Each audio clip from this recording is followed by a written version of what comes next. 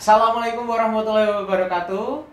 Sahabat Risa yang ada di rumah maupun yang ada di studio, kembali lagi bersama saya Torek dan juga rekan saya Gita. Selamat datang dalam program acara Orkes Obrolan Kesehatan. Dan kami sapa juga para pengunjung pasien Rumah Sakit Islam Sultan Agung.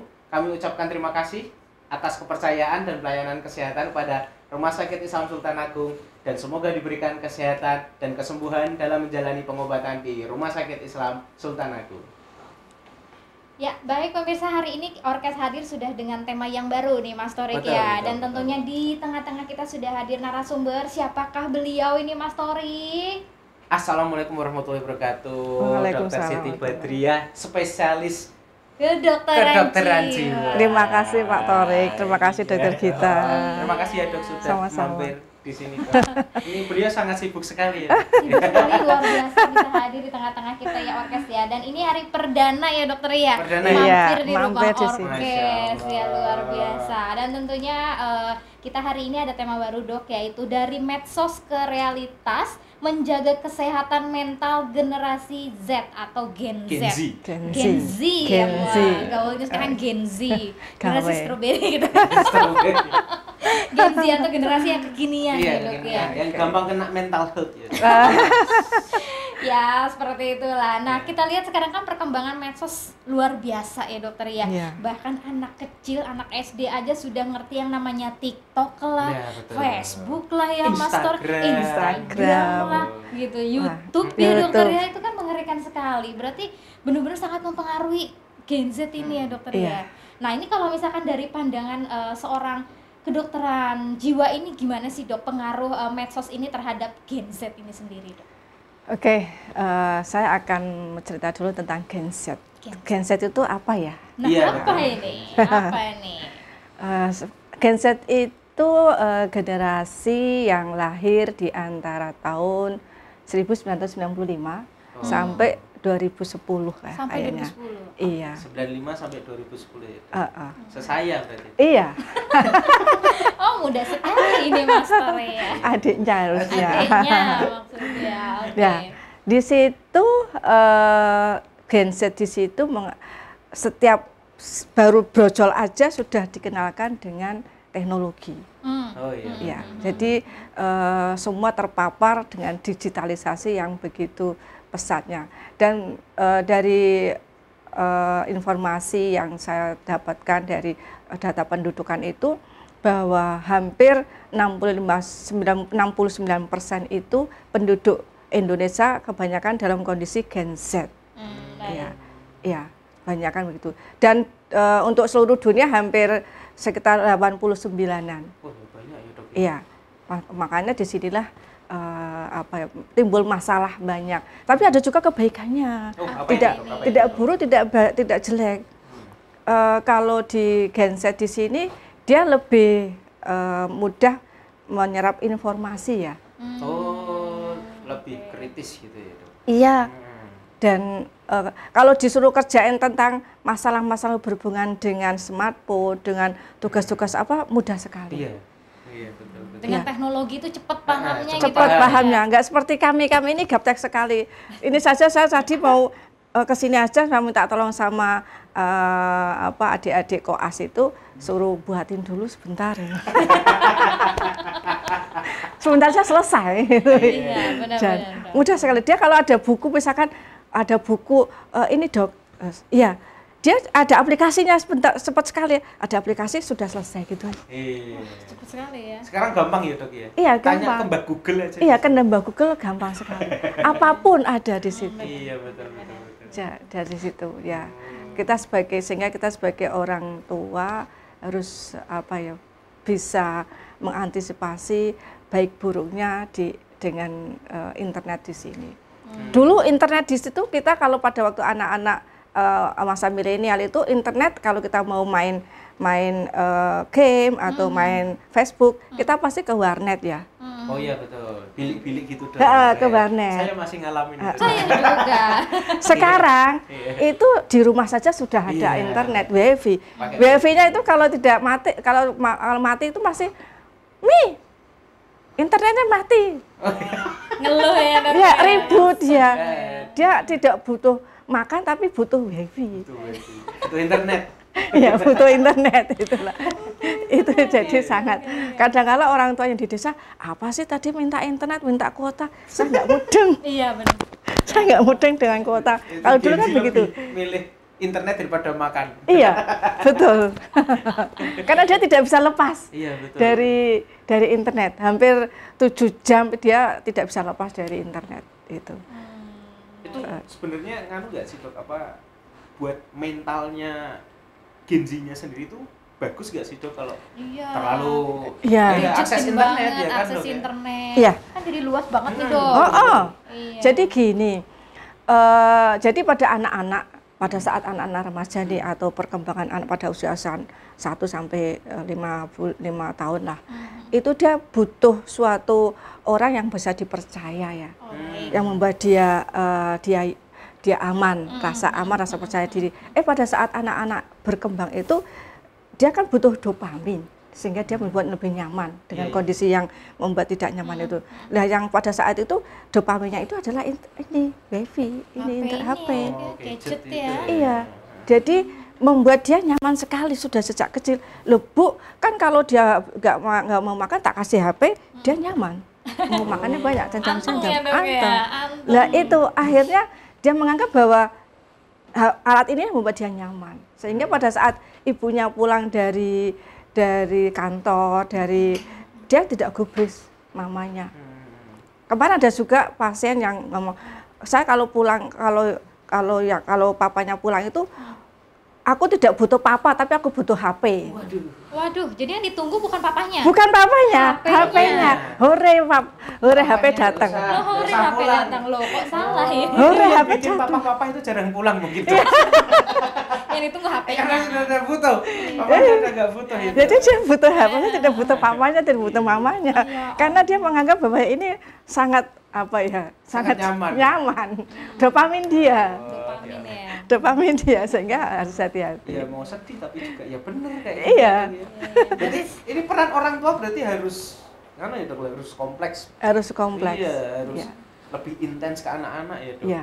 Harus gitu ya, Dok. Ya, karena kalau kita ketahui di internet itu atau di HP, di medsos itu semuanya kan serba bisa terflores ke semuanya, terekspos semuanya. Iya, betul. Tidak ada istilahnya apa ya? Tidak ada filter, tidak ada filter. Gitu ya, Dok, iya, sehingga apapun itu bisa melihat. Hal-hal yang tidak boleh dilihat oleh anak-anak dilihat oleh anak-anak. Dan itu karena dia nyaman, ketagihan. Dilala mungkin anak itu dapat gamenya kok ada bumbu-bumbunya seks. Apik banget itu loh. Itu yang ngeri. Gitu. Penasaran. Itu ngeri sekali. Dan gitu tuh maaf Dok, kalau buat membatasin kan itu kadang ada filternya ada enggak, selain faktor orang tua sendiri yang bikin anak-anak Gen Z ini biar bisa mengontrol sosial media ini gimana ya Dok? Iya, jadi mungkin yang sosial media itu memang ada baiknya ada buruknya ya, cara ngontrolnya ya kasih kesepakatan lah. Kesepakatan di awal ya Dok ya? Di awal, mungkin adik boleh main game, boleh memakai HP, tapi ada waktu tertentu. Sehingga tugas-tugas utamanya dia tidak kececeran gitu loh. Dia bisa bermain game dan juga bisa aktivitas sosial juga bisa, terus menyelesaikan tugas-tugas sekolahnya juga bisa. Yang tidak bisa kadangkala sudah keasikan dengan gadget, dengan smartphone, dia lupa itu yang harus diawasi. Nah, padahal model sekarang itu ada orang tua kan kerja semuanya. Nah, iya. Anak-anak sama pengasuh. Iya. Nah, kuis. Kadang sama pengasuh, kadang sama orang tua. Nah, itu. Kakek neneknya maksudnya, para orang tua yang kakek neneknya. Nah, gitu. Itu yang kadang-kala membuat anak ya keasikan sendiri. Sampai kadang-kala anak itu sampai usia 6 tahun tidak bisa ngomong karena dia asik begini. Speech delay. Karena dia asik dengan dunia maya ya. Sehingga seharusnya kan dia kita ngomong seperti ini ya. Dia enggak bisa. enggak ada keberanian, orangnya luwes, orangnya depresi, orang tidak mau ketemu dengan orang lain, malu, takut gitu loh. Lama-lama dia merasa aku orang yang tidak ada gunanya nih. Kok di sana aku tidak bisa diterima sama teman ya, kok selalu salah dengan teman ya gitu loh. Sehingga kadang dia selalu merasa di dunia maya itu enak sekali, bahagia, semuanya kan maya ya. Iya, semuanya maya. Banyak temennya. Banyak temennya, Semuanya ngobrol. maya semua, maksudnya. Iya, tapi Ya, semua maya. Ditanya teman kompleknya nggak paham namanya. Nggak ya. paham namanya. Oh iya, sekarang gitu dok. Ditanya Iya. tetangganya aja Nggak tahu. ngerti. Iya, benar-benar. Iya, ya itu. Temennya, tapi temennya di internet tuh banyak sekali sampai di luar negeri. Sampai ribuan. Iya, sampai ribuan luar negeri. Iya, followernya banyak. Tapi dengan kita tetangganya saya nggak kenal. Itu. Berarti Itu sedih. mengerikan ya dok ya, dampak Itu negatif sedih, dari dampak. medsos nih.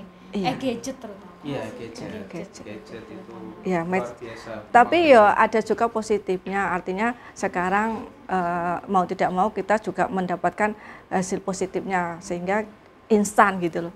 Dulu kan tidak ada instan, itu biasanya dia ada misalkan kita mau beli apapun sekarang sudah ada aplikasi. Oh iya. Iya sih. Yang keranjang kuning itu. Nah, iya. Iya itu. Nah itu Itu tidak. juga banyak negatifnya buat suami sih. Tiba-tiba pakai tanda. Tiba-tiba Iya, pakai dong. terus. Itu enggak cuma buat Gen Z. Lumayan itu berpengaruh itu buat Berpengaruh suami. sekali, iya memang. Oke. Menarik ya dokter ya, bahwa memang perlunya kontrak waktu Kontrak gitu ya, waktu. ke anak-anak itu ya, komitmen juga ya. Nah itu Iya. tuh berarti berhubungan dengan screen time juga nggak sih dok ya, kalau untuk anak-anak? Screen Iya. time, pembatasan ini ya. Pembatasan waktu. Dari literatur yang saya sudah dapatkan itu anak-anak pada usia 0 sebaiknya 0 sampai 1 tahun sebaiknya sebaiknya jangan terpapar. Nah, Oh iya. Jangan 0 terpapar. sampai 6 tahun. Jangan 0 sampai 1 tahun lah. 0 sampai 1 Tapi tahun. kalau yang usia 2 sampai 6 tahun bolehlah. Tapi paling tidak di Tipis ya. 2 jam lah. Oh, 2 jam itu. Ingat-ingat ya, Iya. pemirsa ya. 2 jam.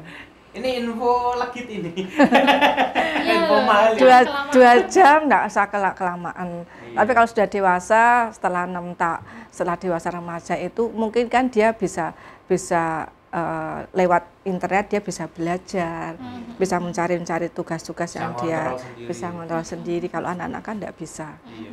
Itu.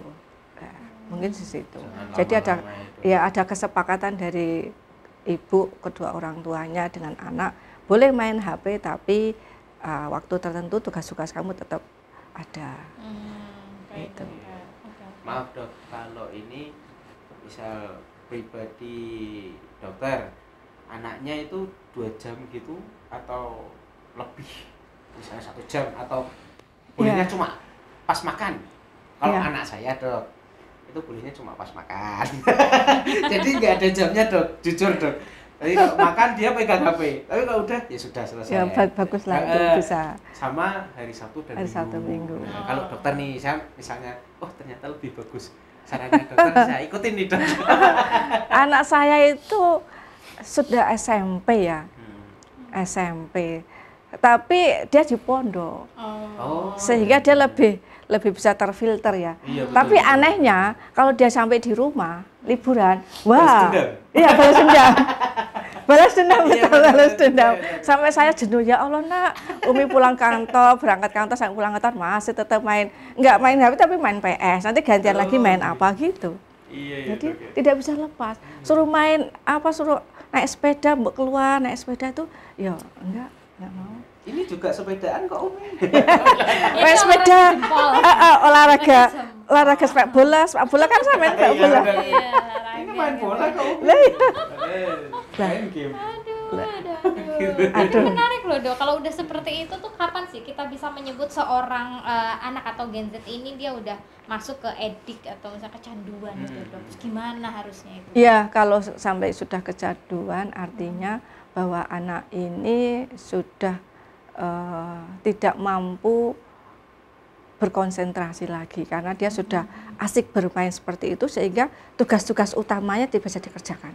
Artinya dia sudah Lupa semua ya. sudah mengalihkan, misalkan lupa makan, lupa mandi, lupa tugas-tugas utamanya, sehingga kalau lupa waktu, lupa ibadah, itu yang harus diwaspadai di situ. Jadi kadang di kamar terus kita tidak tahu apa yang dikerjakan, kadang lupa makan sehingga tahu-tahu dia lemes, nggak tahu kenapa, ternyata dia tidak mau makan. Akhirnya ibunya kayak jengkel, ya udah didulang sambil main HP. Nah, itu tadi. Ya itu. Itu tadi. Itu dewasa juga begitu kadang-kala. Yang penting makan. Makan terus. Jadi makan sambil main HP, sambil yang kadang-kala harus waspada apabila dia sudah tidak mau keluar rumah, sudah tidak mau sekolah, terus tidak bisa konsentrasi lagi, terus dia tantrum. Tantrum. Iya, gampang marah. Emosi. Efeknya jadi ansos juga gitu ya, Dok? Iya, emosi, sehingga gampang emosi, terus lama-lama nanti ini dalam episode dia depres ya, karena apa yang dia inginkan dia tidak dibolehin sama tidak diturutin sama orang tuanya, ya akhirnya dia apapun yang dia harus mendapatkan hal itu, sehingga bisa saja kalau dia jengkel marah dia banting HP mungkin, atau dia mengalahkan segala cara untuk mendapatkan itu satu. Itu yang harus hati-hati di situ. Jadi anak itu harus dikelola betul. Apabila sudah ada gangguan fungsi sosial, gangguan fungsi peran, gangguan perawatan diri, semuanya ya baru itu harus waspada. Iya, Dok, maaf nih. Kita ngomongin Gen Z ya. Kebanyakan Gen Z yang saya kenal, adik saya kan juga Gen Z, Dok, termasuknya kelahiran 2000 nih. Oh iya. Gen Z itu kayaknya terkenal anak-anaknya tuh ambisius. Iya kan, ambisius tinggi dibanding kita ini.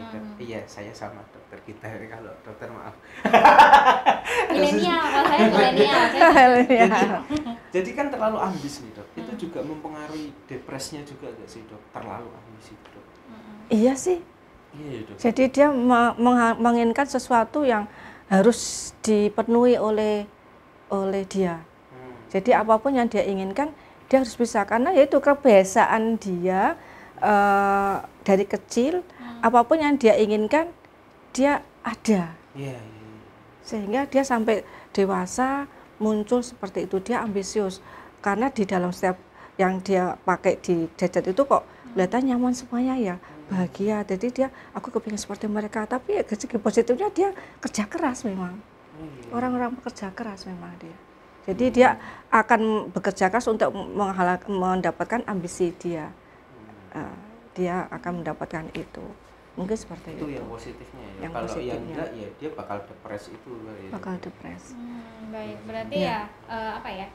Ada bisa mengarah ke depresi juga ya, dokter ya, efek negatifnya. Nah, kembali lagi kalau ke tema kita tentang medsos dan mudah rapuh ya kayaknya. Rapuh.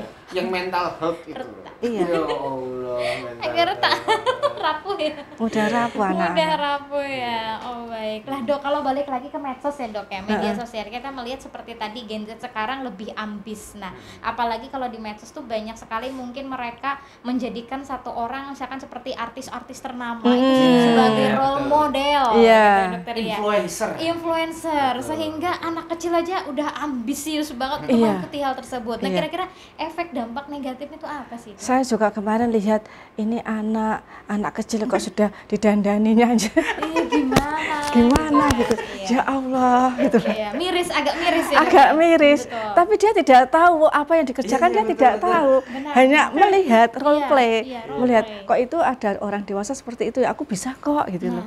Ada kan anak kecil yang di TikTok, di TikTok terus dia nyanyi-nyanyi, terus dia seolah jadi ibu-ibu gitu. Ada lagi ya, betul dok. Iya. Itu sangat miris di situ, Masya Allah.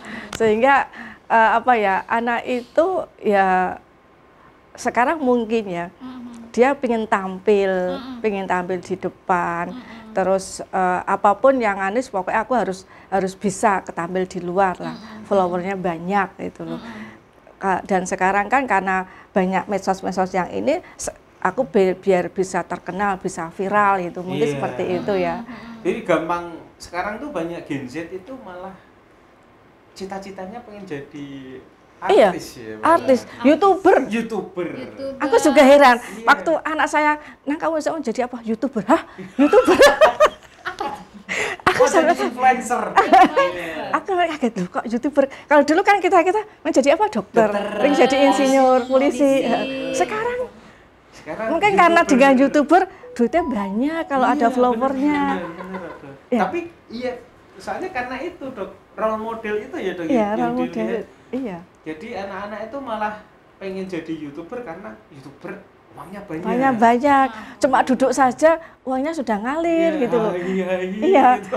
nggak kerja keras. Kalau dulu kan Iya. kita harus kerja keras ya. Betul, betul, Sekarang, lah itu karena dia instan ya. Nah, Instan. instan. Suka dengan barang-barang instan. Ya, terkait dengan instan ini tidak hanya instan dalam hal ini aja, makanannya instan sehingga anak-anak sekarang itu banyak di penelitian itu sudah di anak kecil sudah gagal ginjal. Itu kan Oh iya, karena banyak banget makanan-makanan beritanya. instan kan. Fast food Itu segala sesuatu harus cepat selesai, tidak mau kerja keras. Tiba-tiba akhirnya muncul sekarang ada pinjaman online karena butuh uang banyak, Instan juga. instan lagi. Ini Kerja instan. Serba- Kamu jangan ketawa-ketawa. serba instan. Kerja. gaji instan. Tidak ada yang instan. Kerja semua. mulai dari berproses, Iya, dari betul, proses. Oh, proses kan enak menikmatinya. Iya, gitu. tidak tiba-tiba langsung jadi Nah, pejabat. Tiba-tiba jadi pejabat. Waduh. Proses. Betul. Ya, oke. Dok, mau tanya nih. Mm-mm. Kapan seseorang harus mulai mencari bantuan profesional jika mereka merasa media sosial itu sudah mempengaruhi kesehatan mentalnya anak Gen Z gitu? Ya, itulah. Jadi kadangkala akibat dari permainan atau penggunaan internet itu atau medsos ya, itu kan akan mempengaruhi sehari-hari dia. Dan itu kadangkala mereka itu menjadi generasi yang mudah rapuh. Dia tidak bisa menerima kondisi, terus ada ujian sedikit aja, pinginnya mati, pinginnya dunia terus. Nah, sering kali tiba-tiba sobat dok, saya lihat dia sudah banyak keinginan bunuh diri itu banyak sekali. Dia merasa hidupnya sedikit aja sudah aku mati aja lah. Ada ini aja aku mati aja lah gitu. Jadi tidak kuat karena itu tadi dengan model-model role play yang tadi atau model-model pola asuhnya yang dengan semuanya serba instan, serba internet itu. Nah, di situ. Nah, kapan mencari bantuan jika satu dia sudah ada keinginan untuk mulai males ya.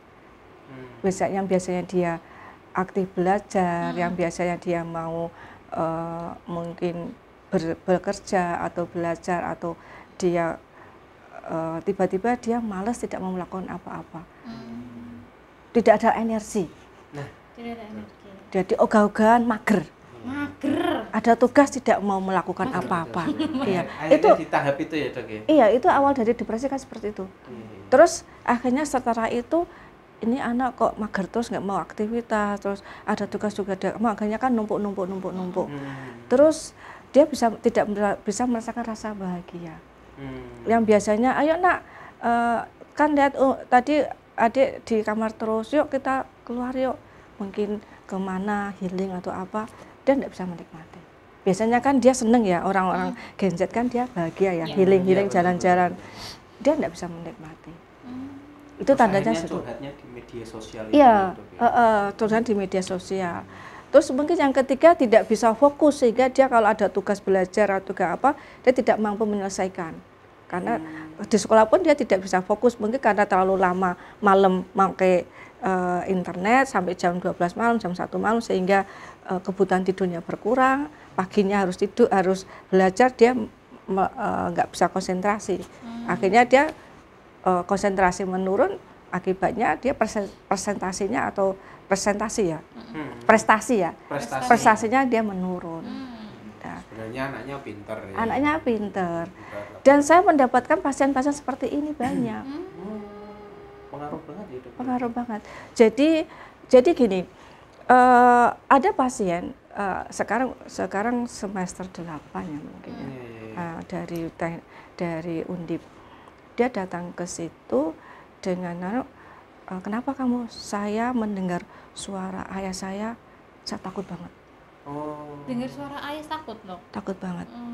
Terus sampai segitunya ya, Dok. Iya. Karena dia sudah padahal ayahnya itu tidak ngapa-ngapain. Jadi ayahnya itu kalau masa Dok, kalau saya kan sekolah di mana di Al Azhar. Saya sudah sekolah di Al Azhar, terus mau masuk mobil aja, yuk kita hafalan Quran, itu kan hal yang wajar ya. Dia merasa beban. Gitu. Oh, padahal itu sebenarnya hal yang rutinitas ya. Hal yang wajar ya. Tapi dia merasa beban, makanya kan orang-orang gadget itu rapuh ya, disuruh dikasih kerja keras tidak mau. Tidak mau. Terus akhirnya dia yang seharusnya dia harus selesai untuk skripsi, dia nunda-nunda terus dia tidak mau beraktivitas di rumah. Tapi kalau di aktivitas di luar, dia temannya sampai luar negeri. Speak Inggrisnya bagus. Komunikasinya bagus, tapi di media sosial. Iya, di media sosial bagus. Di IG, di vlog dan lain sebagainya dia bagus. Tapi temannya enggak. Miris banget ya sebenarnya. Ya, itu yang sudah mulai harus melangkah ke psikiater. Jadi harus minta tolong, atau mungkin ya itu tadi ada tanda-tanda depresi yang awal tadi itu. Mungkin kalau bisa lihat dengan SRQ ya. Dengan SQ gitu. Jadi di situ kan nanti ada kata apa ya? Ada beberapa kalau SRQ-nya itu dengan nilai di atas 10 atau di atas 15 itu suatu tanda-tanda segera untuk periksa. Dok, maaf Dok, langkah-langkah yang bisa diambil oleh Gen Z nih Dok ya, untuk menjaga kesehatan mental itu di tengah-tengah maraknya penggunaan medsos yang sering berlebihan itu apa Dok? Ya jadi mungkin kalau sudah mulai stresor ya, kalau sudah mulai ya mungkin sekarang harus jaga waktu, terus tidur yang cukup. Terus yang ketiga olahraga yang cukup. Terus yang keempat coba mengobrol dengan orang-orang yang dianggap dia mampu atau bisa. Misalkan pertama kali sebelum keluar dengan ke psikiater mungkin ke orang tuanya dulu. Ya ngobrol paling tidak ya, makanya harusnya di dalam meja makan itu saatnya ketemu dengan keluarga, mama, papa itu saat di situ. Dan kadang-kala saat ini sekarang itu kalau kita ajak makan di luar asik dengan sendiri-sendiri. Kita makan bersama tapi asik dengan main HP. Nah mungkin setelah mulai sekarang itu kalau kumpul dengan keluarga ya HP-nya dulu. Ajak waktu sebentar untuk ngobrol dengan ayah atau dengan ibu untuk mengeluarkan unek-uneknya. Kalau sudah itu semuanya tidak mampu, ya sudah. Kayaknya kok apa yang saya inginkan belum sesuai ya mama dan papa, sehingga saya harus cerita ke orang lain. Mungkin dengan psikiater sehingga dia bisa memberi solusi yang lebih baik.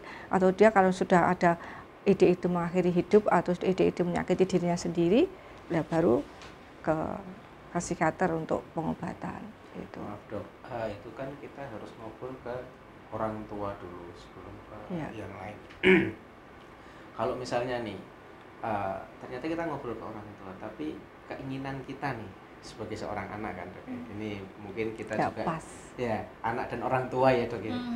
Kita keinginan seorang anak itu pengen A, ternyata orang tua itu jangan A, B aja, dan akhirnya kita diarahkan ke B yang sebenarnya bertolak belakang banget sama yang kita inginkan.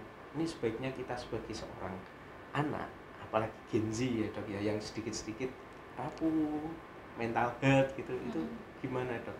Ya, itulah tadi bahwa kadangkala Gen Z itu punya kekuatan atau yang dia bisa dilakukan.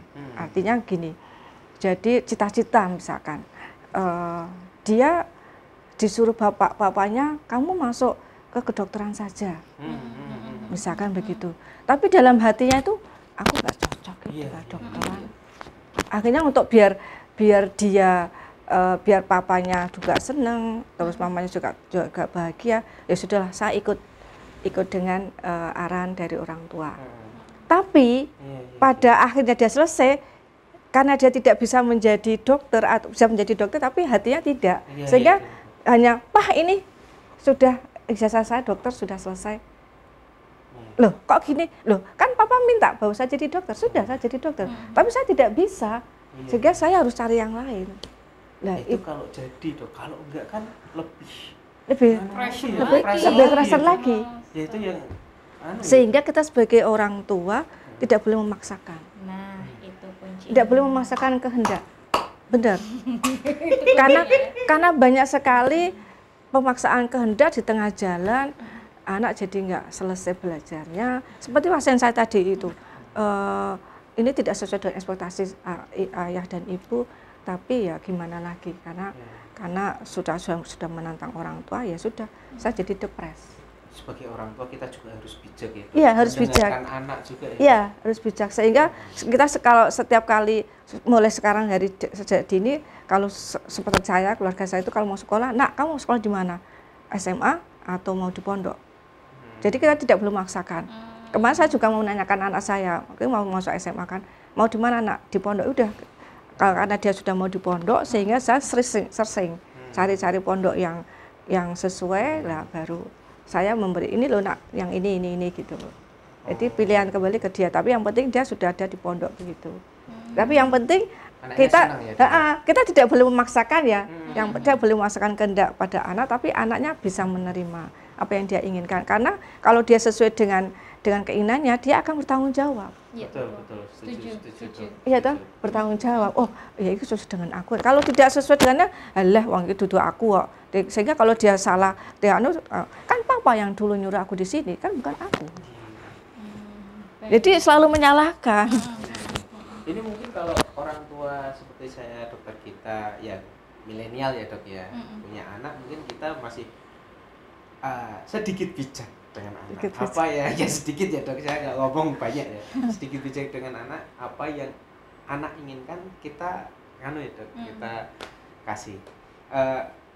Tapi itu sebenarnya baik juga nggak sih dok, buat nanti kedepannya anak kita itu dok? Apa malah tambah memanjakan anak? Ya, ada segi positifnya, ada segi negatifnya mungkin ya. Jadi kalau kita, makanya tadi saya katakan, kita menjadi orang tua yang otoritatif ya. Ya itu.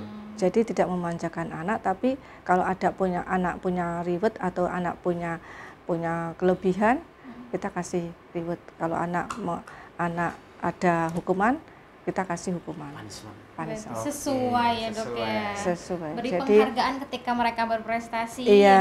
Ya. Kalau salah jadi, ya mereka harus ditunjukkan. Ya, jadi menjadi orang tua yang bijak seperti itu. Jadi merasa dihargai. Oh iya, kadang-kala ada juga anak yang seperti ini. Aku aja belajar aja dapat ranknya aja, nggak diapa-apain sama orang tua, ya udah. Iya, tapi banyak juga orang tua yang saya itu lebih pengalaman daripada kamu, ya kan? Iya, banyak iya, gitu ya. Saya tuh lebih pengalaman dari kamu. Saya tuh sudah pernah kayak kamu. Iya, nah, itu gimana nih dok? Saya kan banyak banget ini ya dok ya, orang tua yang seperti itu. Ya, jadi buat anak itu sebenarnya baik dok? Ya. Sebenarnya anak itu kepingin menjadi orang tua sebagai figur dia, ya figurnya. Jadi apa yang ayah lakukan, apa yang ayah kerjakan, apa yang ayah ini ibu itu figurnya. Tapi kadang-kala mungkin anak itu dengan banyak model-model di internet itu kadang-kala dia bisa melawan dari orang tua itu. Oh nggak sesuai, aku nggak mau lah. Ayah seperti ini selalu menuntut aku begini, nggak mau. Jadi sehingga dia banyak melawan sama orang tua kalau tidak sesuai dengan ekspektasi dia. Iya betul. Ya, jadi banyak yang melawan itu karena terlalu di-force dengan kamu harus seperti ayah, kamu harus seperti ini gitu. Itu beban loh. Beban bagi dia sendiri. Dan daging semua ini. Ya, Ini daging semua ini harus ditonton ini buat anak-anak Gen Z dan juga anak milenial. Dan kadang-kala anak-anak milenial itu kan juga pinter ya, pinter cari duit gitu loh. Iya, misalkan kita nih baru masuk warung atau makanan, makanannya enak loh, langsung dia posting di post, terus masuk di vlog. Ini saya dingin ini gitu loh. Terus banyak followernya. Kan uang ya? Iya, betul. Saya nggak tahu, kamu ngapain sih? Loh kan ini uang anomi. Kalau banyak pengikutnya banyak uangnya gitu. Saya nggak tahu sebenarnya itu. Tapi baru tahu nih, oh ternyata ada pengikutnya banyak, dapat ini. Dapat cuan ya. Aduh, anak kecil saiki. Gen Z. Berarti emang ini ya, karena perbedaan generasi itu, kita yang milenial atau generasi-generasi sebelumnya memang tetap harus beradaptasi sama Gen Z ini ya, Dok ya. Iya. Harus mengikuti kemajuannya. Mau tidak mau, suka tidak suka. Suka tidak suka ya, Dokter ya. Tapi tetap on track sih ya, Dokter ya. Iya. Kalau salah ya diingatkan, iya. kalau memang benar ya diberi penghargaan. Support. Seperti itu. Luar biasa, ini nggak kerasa loh, Dok. Udah 30 menit lebih sudah di awe-awe ini. Udah di awe-awe. Baik, luar biasa nih, Dok. Terakhir, Dok, tips-tipsnya untuk sahabat Risa nih, Dok, terkait tema kita hari ini tentang kesehatan mental, apalagi terkait dengan medsos terhadap generasi Z ini, Gen Z ini, Dok. Silakan. Terakhir ya? Iya, terakhir. Tipsnya ini. Gen Z ini kan Gen Z yang melek teknologi ya? Iya, benar. Melek banget dengan teknologi. Terus yang kedua, teknologi itu kalau kita pergunakan yang baik, dia menjadi yang positif. Tapi teknologi itu kalau kita gunakan yang tidak baik menjadi yang negatif. Artinya kita dalam melek teknologi itu harus paham, oh ini baik, oh ini tidak baik, oh ini tidak pantas untuk aku lihat, oh ini tidak pantas untuk aku kerjakan. Oh ini, sehingga dia harus ada filter. Filter itu mungkin dari dirinya sendiri dan dari orang tua. Kalau dari dirinya sendiri, kalau dia filter keagamaannya kuat, dia akan tahu, oh ini dilarang agama, sehingga saya nggak berani buka ini, walaupun sudah mintik-mintik, tapi lihat aja, oh dosa itu. Jadi ada filter yang kuat di situ, dua. Terus yang ketiga mungkin, yang terakhir, membuat batasan sesuai yang diinginkan. Jadi batas mana sih yang harus aku bisa lihat, batasan apa yang harus aku kerjakan, itu harus ada batasan. Tidak explore ke semuanya, itu nggak bagus. Segala sesuatu yang berlebihan itu tidak bagus. Iya, betul. Makan berlebihan pun juga nggak bagus. Nah, ya, sehingga secukupnya saja. Apa yang informasi-informasi yang untuk sesuai dengan umur dia lah gitu. Misalkan kalau ini belum saatnya untuk anak-anak, janganlah mungkin. Dan itu harus ada kepantauan dari orang tua. Kalau dijorke ya tidak bisa. bimbingan orang tua. Ya, betul, bimbingan orang tua. Setuju. Terus yang terakhir tadi dikatakan bahwa Gen Z itu rental dengan mental health. Iya. Karena itu tadi rapuh ya.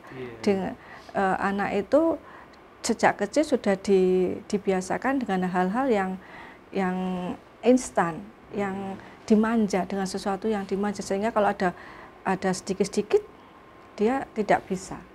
Kerja keras tidak bisa, untuk yang lebih berat lagi tidak mampu, sehingga ya terbiasa dengan hal-hal yang enak.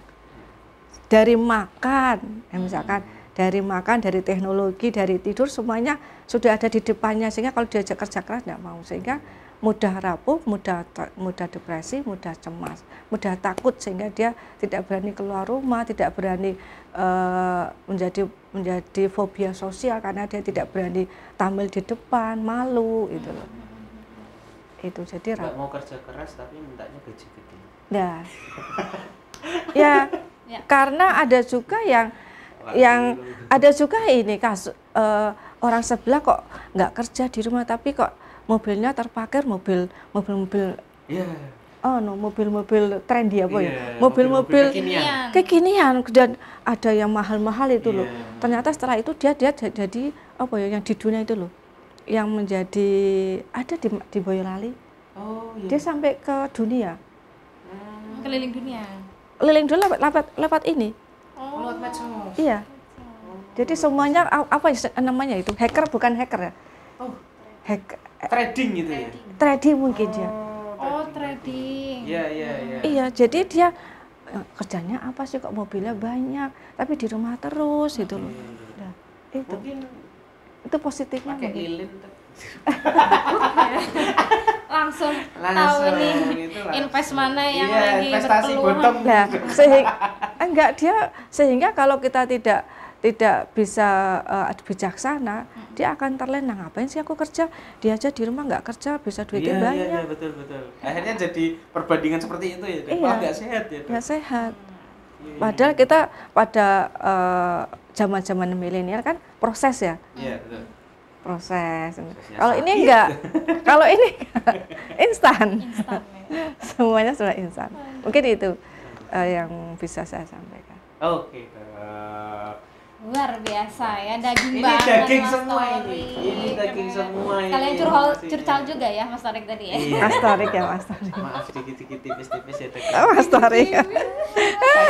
Jadi kita Saya 2 sama kali ini belajar. ketemu dokter Putri ya. Tapi benar-benar banyak pelajaran yang bisa kita petik banget ya hari ini ya. Sebagai calon orang tua dan sebagai orang tua nih Dok terhadap Gen Z, apalagi tentang permedsosan ini ya. Medsos ya. Luar biasa. Nah, kita ucapkan terima kasih Mas Torik kepada Dokter Badria. Terima kasih kasih, Dokter Terima kasih Badria. sama-sama. Luar biasa sharing-sharingnya. Semoga Sama. bermanfaat dan sehat selalu ya Dokter. Amin. ya. Matur suwun. Ya baik pemirsa, Ya. sampai di sini perjumpaan kita. Jangan lupa saksikan terus Orkes, Orkes. obrolan kesehatan di channel YouTube RSI Sultan Agung Semarang.